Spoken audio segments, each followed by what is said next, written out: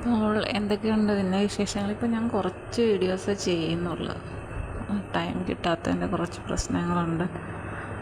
ഉറക്കം ശരിയാവുന്നില്ല. അതൊക്കെയാണ്.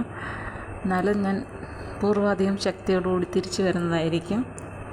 പിന്നെ ഷാഫി ചേട്ടൻ ഒരുപാട് മിസ് ചെയ്യുന്നുണ്ട് താങ്കളെ.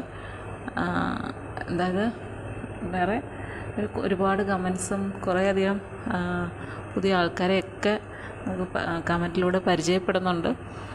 അപ്പം അവർക്കെല്ലാവർക്കും എൻ്റെ എന്താ പറയുക, ഈ ഒരു ചാനലിലൊരു പ്രത്യേക സ്ഥാനം ഞാൻ നൽകുന്നുണ്ട്.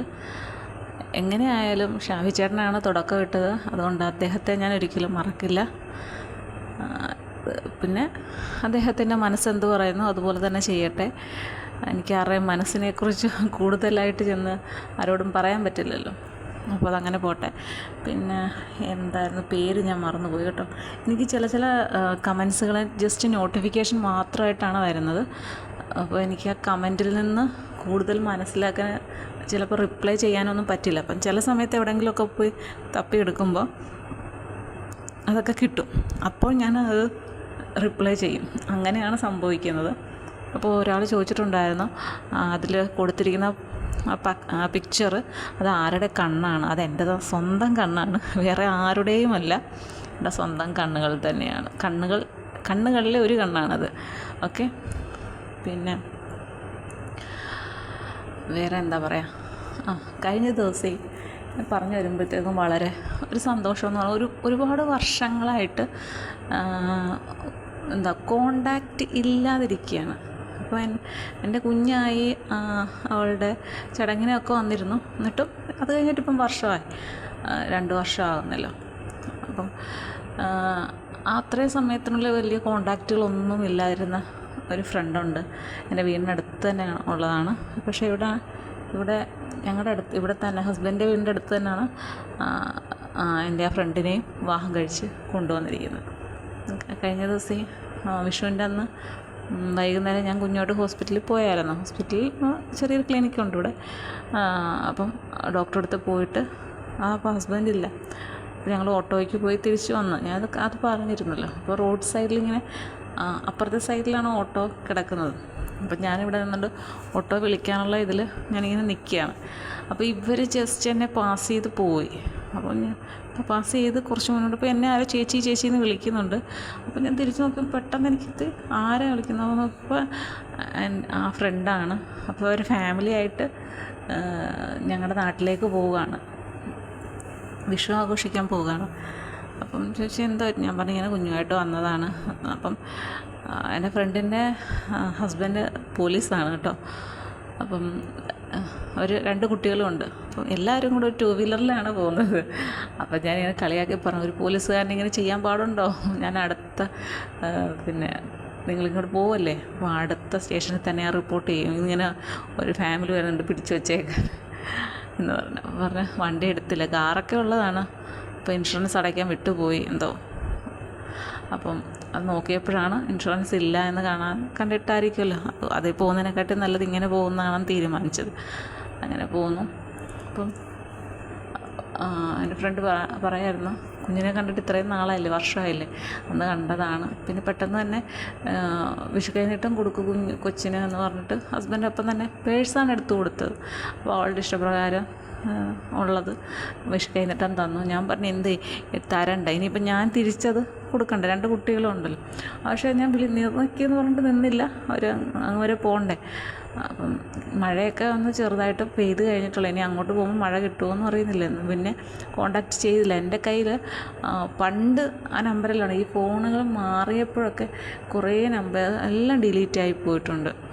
അങ്ങനെ ഹസ്ബൻഡിൻ്റെ ഇതിലുള്ള നമ്പറുണ്ട്, അവിടെ നിന്ന് ഇവിടുന്നൊക്കെ കുറേ ഡിലീറ്റ് ചെയ്ത് മൊത്തം കുളവാക്കിയ ശരിയാണ്. പിന്നെ എന്തോ ഭാഗ്യത്തിന് എവിടുന്നെങ്കിലുമൊക്കെ കിട്ടുന്നതാണ് ഇപ്പോൾ ഉള്ളത് ഒന്ന് പറയാം. അപ്പോൾ അന്ന് അങ്ങനെ കണ്ടപ്പോൾ വളരെയധികം എന്താ പറയുക, ഒരു സന്തോഷം. ഞങ്ങൾ തമ്മിൽ മിണ്ടാതിരിക്കാനൊരു പ്രത്യേക കാരണമൊക്കെ ഉണ്ട്. അതൊന്നും നമ്മൾ പറയുന്നത് ശരിയല്ലല്ലോ. അതൊക്കെ ഞാൻ നേരത്തെ സൂചിപ്പിച്ചിട്ടുള്ളതാണ്. ചില കാര്യങ്ങളിൽ എനിക്ക് ആരും അതിനെങ്ങനെയൊന്നും പറയുന്നതൊന്നും എനിക്ക് ഇഷ്ടമില്ലാത്ത ഒരു പ്രത്യേക ടൈപ്പ് ഇതാണ്, ക്യാരക്ടർ എനിക്കുണ്ട്. ആ ഒരു ഇതിൻ്റെ പേരിലാണ്. പിന്നെ കൂടുതൽ സംസാരമൊന്നും ഇല്ലായിരുന്നു. പിന്നെ എല്ലാവരും അവരുടേതായിട്ട് തിരക്കിലും മറ്റും ആകുമ്പോഴത്തേക്കും എല്ലാവർക്കും സമയമില്ലാത്തൊരവസ്ഥ വരുമല്ലോ. അങ്ങനെ ഒക്കെ മിണ്ടാതെ വിളിക്കാതെയൊക്കെ ഇരുന്ന് പോയി. അങ്ങനെ സംഭവിച്ചതാണ്. പക്ഷേ ഇനി എങ്ങനെയെങ്കിലും ആ നമ്പർ തപ്പിയെടുക്കണം എന്നൊക്കെ ഞാൻ വിചാരിക്കുന്നുണ്ട്. നിങ്ങളും ഇതുപോലെയൊക്കെ ചിലരെയൊക്കെ ചെറിയ ചെറിയ എന്തെങ്കിലുമൊക്കെ ഒരു സൗന്ദര്യ പിണക്കത്തിൻ്റെ പേരിൽ മിസ് ചെയ്യുക, പിന്നീട് എപ്പോഴെങ്കിലും കാണുമ്പോൾ അത്രയും നാളും ഒന്നും മിണ്ടാതിരുന്ന് ആണ് എന്നുള്ള ഒരു പ്രശ്നം പോലും ഇല്ലാതെ കൂളായിട്ട് സംസാരിക്കുന്നുണ്ടെങ്കിൽ അത് നല്ല മനസ്സുകളുടെ ലക്ഷണമാണെന്നാണ് എനിക്ക് തോന്നുന്നത്. കാരണം ചിലപ്പോൾ നമുക്ക് അത് എന്തെങ്കിലും ഇത്ര നാളും മിണ്ടായിരുന്നു നമ്മൾക്ക് മിണ്ടാതിരിക്കാമെന്നൊന്നും കരുതിയില്ല. അപ്പം തീർച്ചയായിട്ടും നമ്മൾ ചില സമയത്ത് ഇങ്ങനെ ഉള്ള അനുഭവങ്ങൾ നമുക്കുണ്ടാകും. നമ്മൾ ചിലപ്പോൾ നമ്മുടെ വീടിനടുത്തുള്ളതിൽ അല്ലെങ്കിൽ നാട്ടിലുള്ള കുറേ ആളുകൾ കാണും. അവരോട് നമ്മൾ കാണുമ്പോൾ ജസ്റ്റ് ചിരിക്കുക പോലും കാണില്ല. പക്ഷേ നമ്മുടെ ഈ നാട് വിട്ട് വേറെ നാട്ടിലേക്ക് പോകുമ്പോൾ ഇവരാരെങ്കിലും അവിടെ എവിടെയെങ്കിലും നമ്മളെ കാണുവാണെങ്കിൽ ഓടി വന്നിരിക്കും നമ്മളെ കാണുമ്പോൾ. നമ്മുടെ സ്വന്തം. അത് വല്ലാത്തൊരു അനുഭവമാണ് അങ്ങനെ വരുന്നത്. ചിലപ്പോൾ എന്തെങ്കിലുമൊക്കെ പറഞ്ഞു വരുമ്പം ചെറിയ ബന്ധമോ അല്ലെങ്കിൽ നാട്ടുകാരാണെന്നൊക്കെ ഉള്ള ഒരിതിൽ നമ്മൾ മലയാളികൾക്കൊക്കെ പ്രത്യേകിച്ചും അങ്ങനൊരു ഫീലുണ്ടല്ലോ. അന്യനാട്ടിൽ പോകുമ്പോൾ എല്ലാവർക്കും സ്വന്തം നാടും നാട്ടുകാരൊക്കെ മിസ്സാവും. അപ്പോൾ മലയാളികളെയൊക്കെ കാണാൻ ഭയങ്കര സന്തോഷമാണ്. ഒരേ നാട്ടുകാരെയൊക്കെ കാണുമ്പോഴും ഒക്കെ സന്തോഷമാണ്. അപ്പോൾ ഇങ്ങനെ തന്നെ ഒരു സന്തോഷമായിരുന്നു അന്ന് എനിക്ക് കിട്ടിയത്. കുറേ നാളുകൾക്ക് ശേഷം കണ്ടു, സംസാരിച്ചു. എൻ്റെ ആ ഫ്രണ്ട് ഒരുപാട് മാറി. കുട്ടികളെയൊക്കെ നമ്മൾ ഞാൻ എടുത്ത് കൊണ്ട് നടന്നിട്ടുള്ള കുട്ടികളൊക്കെയാണ്. അപ്പം അവർ ഒക്കെ കുറേയൊക്കെ വലുതായി. അപ്പോൾ ഭയങ്കര സന്തോഷം കണ്ടതിൽ. അത് വലിയൊരു കാര്യമാണ്. അപ്പം ഞാനിങ്ങനെ ഓർത്ത് ഇതുപോലൊക്കെ ഒരുപാട് പേരിങ്ങനെ അപ്രതീക്ഷിതമായിട്ടൊക്കെ കണ്ടുമുട്ടാറുണ്ട്.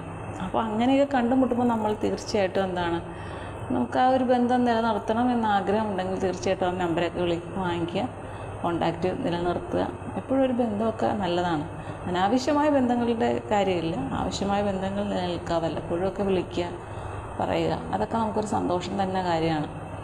പറയുമ്പോൾ നമുക്ക് സംസാരിക്കുക എന്ന് പറയുന്നത് വലിയൊരു കാര്യമാണല്ലോ.